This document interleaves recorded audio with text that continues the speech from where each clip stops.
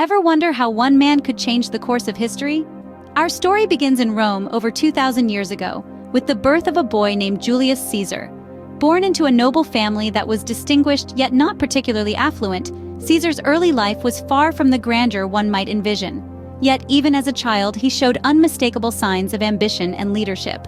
His formative years were spent in a Rome teetering on the brink of transformation. The Republic was in turmoil, with social inequality and political corruption rampant. Amid this chaos, a young Caesar was cultivating his intellect, sharpening his political savvy, and nurturing a burning desire to rise above his circumstances. His was not a story of overnight success, but a tale of gradual ascent, fueled by relentless ambition and strategic acumen. As a young man, Julius Caesar was already showing signs of the leader he would become.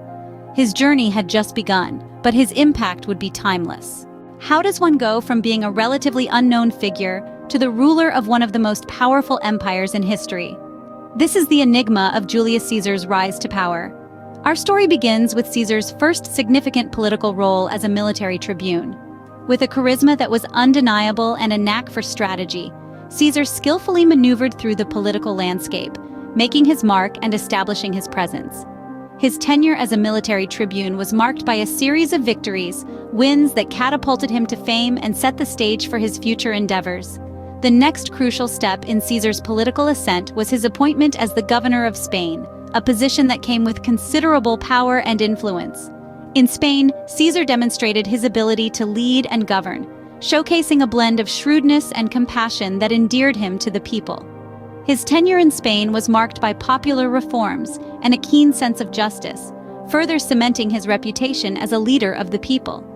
But perhaps the most significant move in Caesar's rise to power was the formation of the First Triumvirate, a political alliance with Pompey and Crassus. This alliance was a masterstroke of political strategy, bringing together three of Rome's most influential figures and consolidating their power. Together, they controlled the political landscape of Rome, each benefiting from the other's strengths and compensating for their weaknesses. The triumvirate was a force to be reckoned with, and it propelled Caesar to new heights. His military victories were numerous, his popular reforms were groundbreaking, and his alliances were strategic. With every step, Caesar was not just climbing the political ladder, he was redefining it, shaping it to his will. Through strategic alliances and military prowess, Caesar quickly climbed the political ladder. But his ambition didn't stop there. He had his sights set on something greater, something more powerful. And as we'll see, his ambition would lead him to the pinnacle of power, but also to his downfall. What leads a man to be assassinated by his own senators? This question takes us to the heart of the final chapter in the life of Julius Caesar. As we delve into the dramatic events of the Ides of March, we cannot overlook the role of Caesar's dictatorship and his sweeping reforms. Julius Caesar, once a man of the people, found himself at the helm of Rome as a dictator. His ascension to this absolute power was not without controversy. While his leadership brought about significant changes, it also sowed seeds of discontent among the Senate. Caesar's reforms were vast and varied, touching upon every aspect of Roman life. He restructured the Roman calendar, introduced measures to alleviate the plight of the poor, and granted citizenship to foreigners in conquered territories. His actions were revolutionary, reshaping Rome and beyond. Yet these reforms were a double-edged sword. While they endeared Caesar to the masses, they also alienated the aristocracy. The senators, once the most powerful men in Rome, found their influence diminishing. This growing discontent set the stage for the conspiracy that would result in Caesar's assassination. The Ides of March, the 15th of March in the Roman calendar, was a day of dramatic tension and high stakes. It was on this day that the senators, led by Brutus and Cassius, struck at Caesar in the heart of the Senate.